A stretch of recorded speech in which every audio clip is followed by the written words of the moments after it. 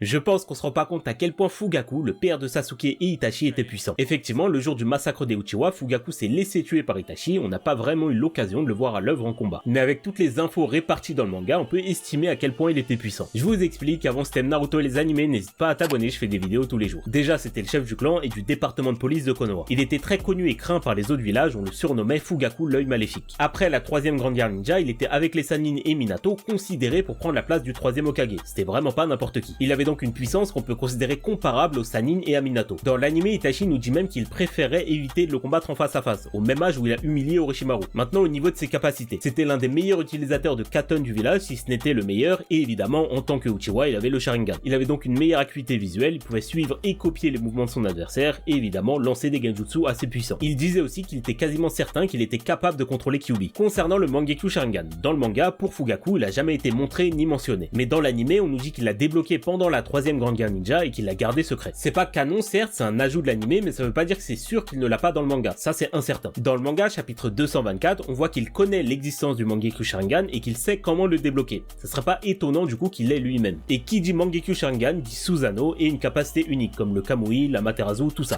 Mais ça on saura jamais ce que c'est malheureusement.